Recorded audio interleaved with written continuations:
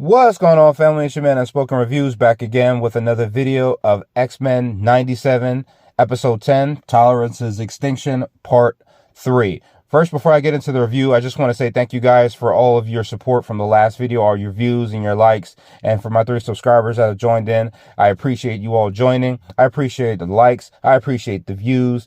I enjoyed the hell out of this season finale. I thought it was really great. It kind of handled all the questions that we had, but also gave us a great cliffhanger. A lot of emotional beats just as much as some epic fight scenes, and there were cameos out the ass in this episode. And you know what? I couldn't be more happier. We got a multitude of cameos.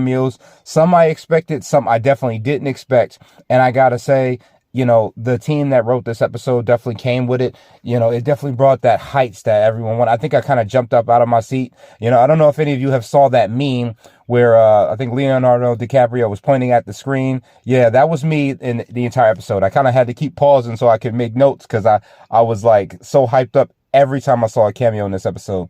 So comment cameos down in the comment section if you guys enjoyed all the cameos we got. Without further ado, the episode picks up right after the events of episode 9. You know, we're met with a past experience of both Xavier and Eric. You know, they're talking in a bar. And if you guys were watching the previous episode, you know there was a mention of them meeting up in a bar. Xavier and Lengtra talking about, you know, how humans respond. Is there a possibility that humans will evolve over time? And then the conversation of mutation picks up. And, you know, Eric is the one that says that he doesn't believe that it's possible and there's no such thing. And Xavier is the one that kind of takes that leap forward and shows him his mutant power that he can speak to minds. And then that's when Lengtra feels more comfortable to speak that he can control metal at will. Now, I found this kind of interesting because in the previous series of X-Men animated series, same continuity, you know, I think it's episode 2, Enter Magneto, where Xavier explains Lengtra's past, his past with Lengtra. And he says that, you know, when they met, they were trying to protect people where they both, the scene is kind of different where they both started showing each other their mutant powers. Now, this was a kind of a fight scene. Now, I don't know if it was just kind of how Xavier explained it. Maybe it was just different. I'll explain why I think it might have just been different. But the way we find out later on is that there is a storm that's brewing outside of the bar. And it turns out that this is just Xavier bringing Lengtra into his mind and trying to talk to him on a different level. This isn't just the past. And Xavier explains to him that the storm outside is his thoughts. It's everything that he feels, his will towards humanity and how to see it crushed, his pain, everything that he's experienced, not just as a mutant, but from the German camps, from him as a child, everything that he's lost and what he just expects of mankind or the future at this point, you know. And it was pretty great because that's what I think happened. I think maybe the way they met was that way, that they showed their powers to each other on that level. But maybe this was just the first time in the bar was just them actually showing each other their powers. The extent of what they could do, I think, was the scene that we saw in the X-Men animated series, Enter Magneto. So that's what I believe happened. But, you know, Xavier is trying to convince, you know, Magneto to step down and to stop what he's doing because, you know, things will only end worse and that mankind and even mutant kind will be destroyed. And there's a quote that, you know, Magneto says to him that it's really dark, but it kind of has some truth in it where he says evolution thrives in darkness. And that's terrible because every single thing that we saw from evolution of humanity has only ever happened when bad things have happened. So he kind of believes that this will be what is the next step to just mutant kind overall, to push humanity aside and just let mutants rule the world, which I think is extremely interesting. You know, Xavier bids with him, you know, to stop doing what he's doing and tries to convince him to stop. I kind of thought we'd get the onslaught in this episode. I'm not saying that it is not possible that we won't see it, but, you know, give it some time. I believe in season 2, we may actually get that storyline come together. So Xavier threatens him, you know, that he will hijack his mind and, you know, use his powers against him. To which Magneto tells him, you know, if you do that, you could leave us both crippled. But Xavier doesn't let up. He actually does, you know, he's able to crawl his way to Lengtra, controlling his mind. And I thought it was incredibly emotional how, you know, he climbs up and he grabs onto him. And, you know, it's interesting watching Magneto beg him not to do this, which is crazy because, you know, Xavier was doing the same thing. He begged him to stop the EMP field. And, you know, we get those cameos that I mentioned, you know, the power and everything's coming back on. And we get a great cameo from both Captain America and Iron Man. Man. They're both at, the White House with the president, witnessing everything go down. We also got an amazing cameo that I didn't expect from Daredevil. He's stopping criminals in the street. With the power out, people are going crazy. And Daredevil's out there trying to keep some type of order.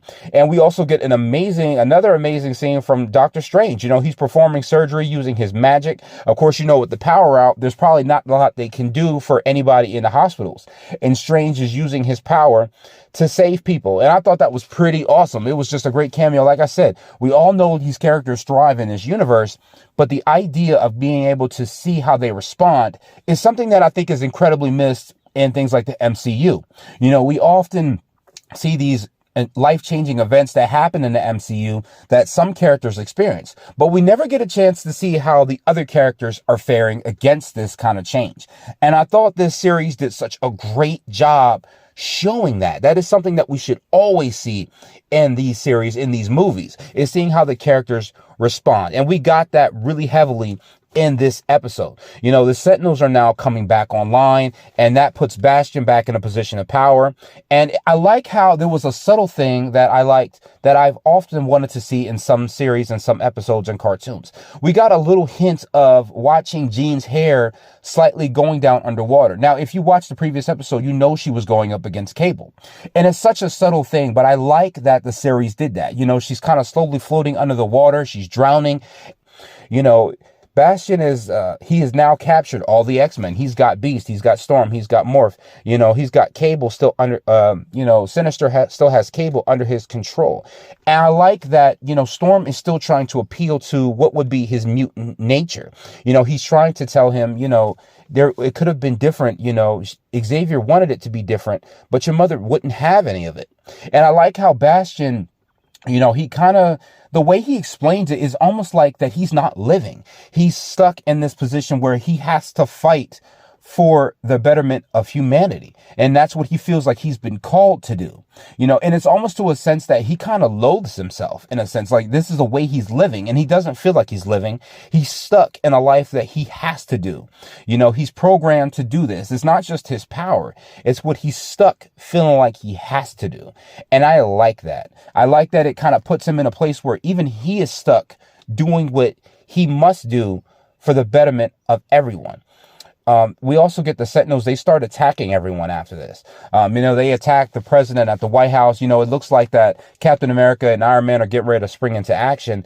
And I know we got also another cameo, which I did not expect. There was an attack on Wakanda, and we get a Black Panther cameo. And I kind of thought it was one character, and I found out it was another, but we'll get to that later on. And we also got, Daredevil gets attacked by the Sentinels, and we got another cameo. Like I said, cameos like crazy. Comment cameos down in the comment section. But Cloak and Dagger appear, and I did not expect that. I didn't expect them to spring into action and defend Daredevil. I thought it was pretty cool. I thought we were going to get some fights, but it was just them showing up. And I was perfectly happy with that. I loved it. So, of course, we find out that Cable is still under Sinister's control. And we also find out that, as Bastion is torturing him or teasing him about the events that have happened, we find out that Cable has tried well over 200 times to stop the events at Genosha. He's tried 200 times to cease the events that have taken place, the death of his mother. That means he has seen that over 200 times. And there has been nothing he has been able to do to stop what has happened. We find out in the previous episode, I think it was episode 8, that it's a fixed point in time and there's nothing that he can do to stop it. And it's really tearing apart at him. Then things kind of take a change for the better. It turns out the Phoenix Force comes alive. The Phoenix Force comes alive in Jean, and, she ends up being able to take control of everything, which, like I said, I didn't expect that in this episode. I know in the opening credits of the episode, the opening theme, we would see certain teases in the episode from certain characters making appearances in the theme song, but then we kind of see the Phoenix Force the last couple of episodes. And I didn't think they were going to do anything with that, but if you would have followed the episode, you would have realized the theme opening is always kind of like the little interesting Easter eggs that you might see. And we did see the Phoenix Force in the intro. So when she showed up in the episode, I was still blown away, but not as shocked by it, but still a little blown away. She ends up using the collar to shut down Bastion, to shut down the Sentinels. And it's pretty awesome, watching her still have that power. It may be just limited, but it's still effective in its own right. We also see her steal the DNA away from Sinister. You know, if you guys don't know, Sinister is made up of, he's just simply human. Like, he's from, I believe, the 1800s. Correct me if I'm wrong, but he's very, very old. But he uses mutant DNA to keep himself young, to keep himself immortal.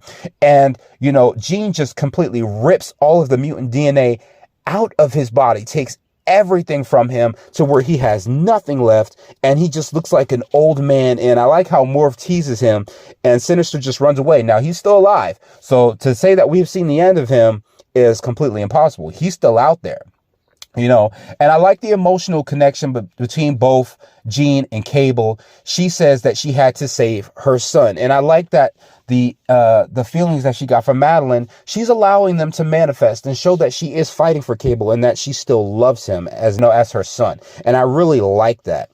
And of course, we find out that Bastion isn't done. I don't know why. Like, in that episode, it kind of blew me away that Jean did not make sure that he was, you know, completely finished off. Maybe she couldn't finish him off. But, you know, he comes back, and he doesn't only come back, but he rips Cable's arm off. You know, he uses the technology to strengthen himself, to give himself a better type of armor. You know, he sheds off that collar, and he becomes even more extremely powerful, you know. And it was just like, oh man, you know, it was an incredible scene, but it also just shows how much Bastion is willing to go. And he even threatens to go after the asteroid and destroy the planet, the X-Men that are on the asteroid. And we find out that Eric has lost his memory. You know, he can't remember anything because of what Xavier did.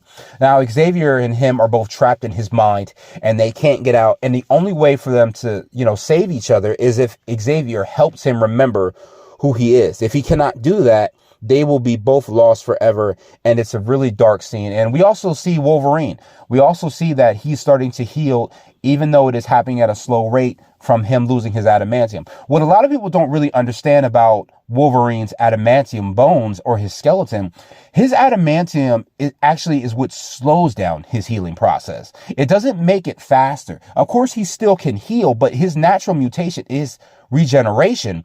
But the adamantium in his body slows that down constantly. So where it's like his body is always in a healing phase. You know, he's not really at a place where he's just, you know, one and done.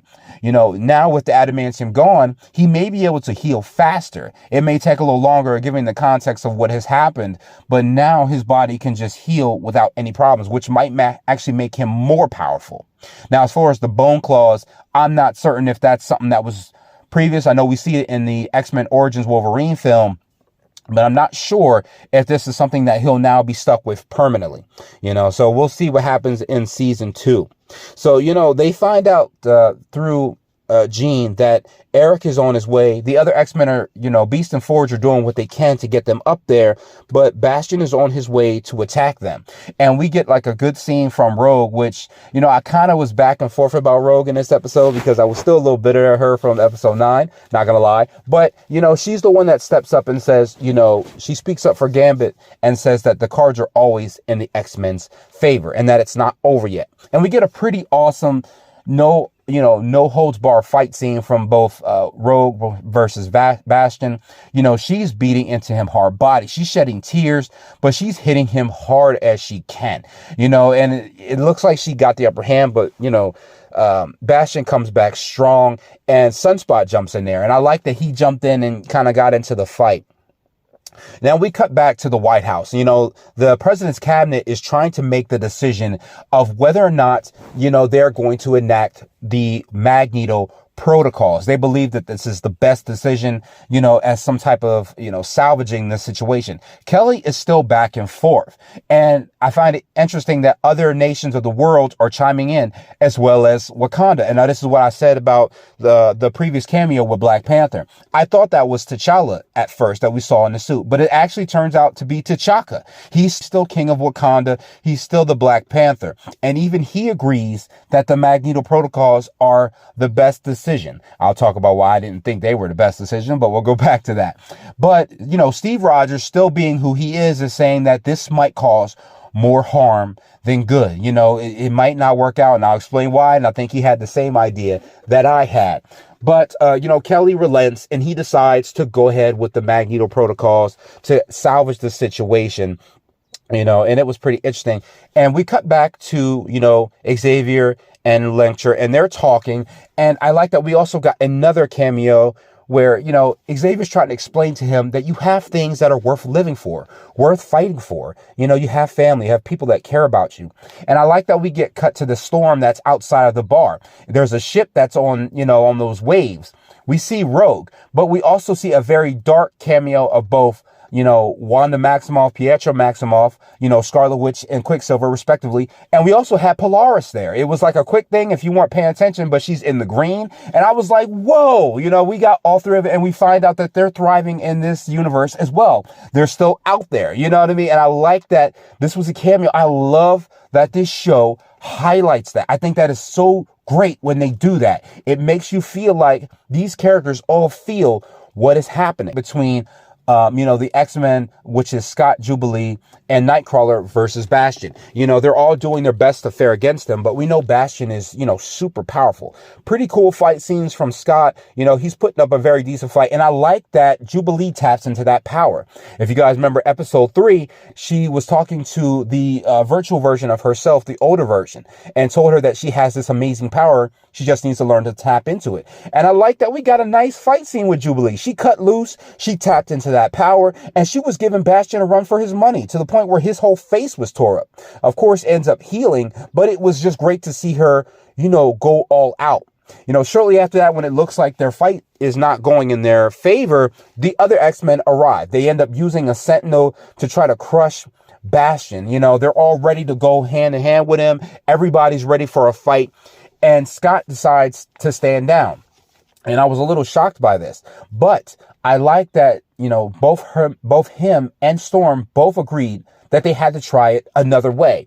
And instead of trying to fight him, Scott tries to appeal to Bastion's better nature, him and Storm, trying to, bring him down and say, things could have been different and it can still be different. And I like that despite the fact of how he feels and loathes them, they're not willing to give up on him. They really want him to come around. They really believe that he can have a future with them, and they're willing to help him find that. And right before it seems like it might work, there are missiles that are headed for the station, which I believe are the Magneto protocols. This, I believe, was an extremely bad idea. Like, of course, I understand their reason for wanting to take just a gambit strike, no pun intended, a gambit strike at the asteroid to try to stop it, but it wouldn't have solved anything. And once again, we'll explain why. Now, it seems that, Bastion dies. They try to help him. Scott tells him, come here, give me your hand. And he relents and is willing to take their help. But the explosion comes too fast. And I believe those are nukes that they use. I'm not exactly sure. But it looks like, Bastion may have died. We don't see a body, but it's a possibility that he could be gone. But if we don't see a body, listen, if you've been around the MCU long enough, if you don't see a body, they're still out there.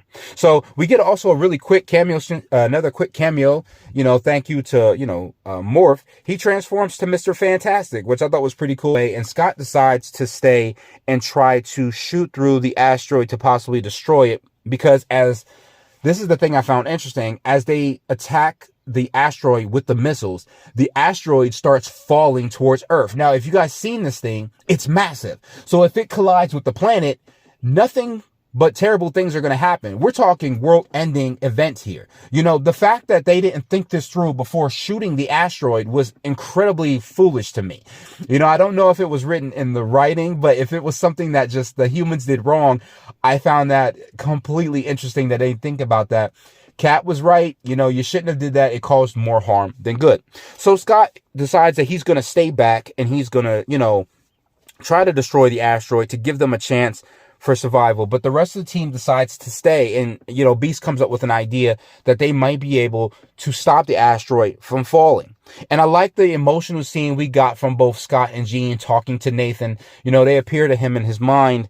And, Scott gets to tell, he gets to show him his eyes, but also tell his son that he's sorry and that he loves him. Something I thought was extremely emotional that I think both Nathan needed to hear and Scott needed to say.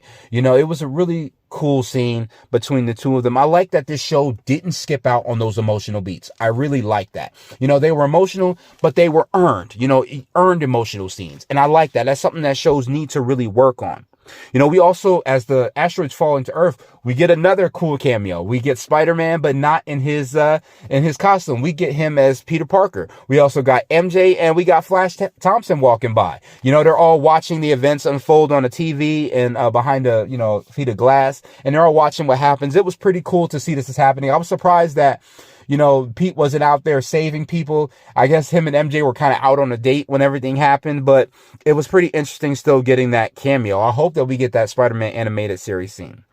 Like another emotional scene that I really liked that I didn't know I wanted, but it really worked out, was Kurt was praying for both Xavier and Lecture. I like that it was a quick emotional scene. We both would wonder, what would Kurt do in a situation like this? And that is something he would do. He would pray for the situation, hope that it work out. All the other X-Men are working to what they're working towards, but there's not much Kurt can do outside of teleport. So I liked that, it was like a scene that he was doing that. It was pretty cool. They managed to actually, Xavier managed to actually get through Magneto. He actually, tries to convince him that you still have family. And that no matter what, I'm going to stay here with you until the very end. And it doesn't matter what happens. But he tells him that you have a name. And he says, my name is Eric. And he says you have another name. The name that has helped mutants, that people have known you by, that has shown that you have made a difference. And I like that, he comes back to as Magneto, and he ends up helping them stop the asteroid from falling to Earth. And it was pretty cool just seeing, extra. I don't know if what he did messed with his mind to the point that Eric doesn't remember everything that he's done. But I like that he never gave up on him. And I've always loved the friendship between Xavier and Eric. They have their different views, but they genuinely still really care about each other. They're still brothers. They still want to see each other live and thrive. They may have their different views, but they still want to see each other at their best. So Magneto manages to help stop the asteroid, but something happens where the asteroid just disappears. It gets all the way up into space, and then it just vanishes out of nowhere. And 6 months have actually passed by. The X-Men have not been seen, and we get Bishop. He returns, and he's actually talking to Forge and recruiting him and saying that we should get other X-Men to fill in the gaps while we search for the X-Men. And he says that he has an idea of who may have taken the X-Men out of space and time. And I like we get cut back to a little close to 400 years in the past, where, we find Rogue, Xavier and Magneto, as well as Kurt and Beast. And, they're actually trying to stop these people who are chasing individuals through the streets. And I like how they just kind of jumped in and just decided to help the people, not knowing who they were, what they were doing there. They just saw an injustice being done, and they just jumped in, not knowing any context. And we also get another scene where both Scott and Jean have been moved almost 400 years into the future, both opposite ends of time. They're actually in a past where they meet, the child of Nathan, as well as a group that is fighting, a group of freedom fighters. Earth has been pretty much decimated. There's no life except for these people. Excuse me for their names, but I missed that. Let me know if you guys know in the comment section. But the team has been split on both opposite ends of time. And in the past of the 300 BC, we get to meet the young Ansabanur. And if you guys don't know who he is, that is essentially Apocalypse, or who will become Apocalypse. He's the first mutant. He's defending himself from some of the Pharaoh soldiers, it looks like, and the X-Men come in and decide to save him. We also get in the future, it seems that Apocalypse has taken over in the future. And young Nathan, the one that they sent into the future, has been thriving there and living there with the people. And that is where the episode ends. And I thought it was pretty interesting, seeing all the cameos of the episode. A great episode overall, a great season finale. It definitely set up this incredible cliffhanger, where we may get things as, we might still get the Onslaught, but we might potentially get, the New Mutants. We may potentially get, Gambit may return, because if you guys saw the end credit scene, Apocalypse is digging through the mess of Genosha, and he picks up a single card. And as we know, it's Gambit. Now, a lot of people are saying that Gambit may become a new Horseman. I don't know for sure if that's what's going to happen, but if it does, I'll be here for it. But like I said, this episode did everything that it needed to do. It brought not only, just the fights, but the emotional epic beats. The cameos were everywhere we needed them to be. I'm excited about season 2. I am a little worried about season 2 because I know that according to what we've read, Bo DeMaio has had some hand in season 2. He's written some of season 2. I'm hoping that, I hate to say this, but Disney has a habit of blowing their load over, a little piece of success. This is kind of the only X-Men Plus, the only Disney Plus series we've seen that has had the momentum that it's had, where it has just hit and fired off on all cylinders, where everyone has been happy every single episode. And that is a shock to see for Disney Plus. I'm just hoping nothing but the best. But as I've seen, the way it appears to be said that Disney Plus plans on just dropping the season right away, I hope they kind of polish it a little bit as much as possible before dropping it. Like many fans, I'm not so worried about when it comes out. I just want it to come out well. And I'm kind of hoping, like I said, Disney doesn't blow their load over their success. And more importantly, I'm hoping that Disney learns from this. The fact that the comic book lore of these characters is not something that can be skipped over. Sometimes I get it. Some things don't translate in live action the way they would do on comic books or an animated series. But if you get the right kind of people, this show goes to show you just how well you can have a positive turnout if you just lean into the lore, lean into the characters, let the characters thrive as they should.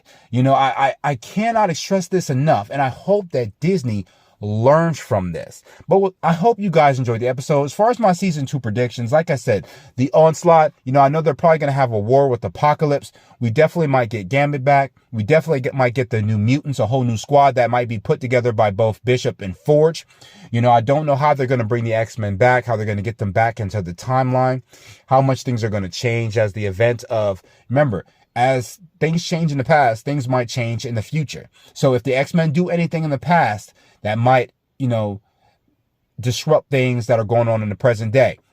But for the X-Men in the future, as far as Jean and Cyclops, I think it would be pretty cool, seeing them getting a chance to bond with Nathan. I wonder if this will change Nathan in the present time. Because remember, Nathan is still alive in the present. Cable is still alive in the present with both Bishop and Forge. So I'm excited to see where we go from this. Let me know what you guys thought. For me, this season was a 9.8 out of 10.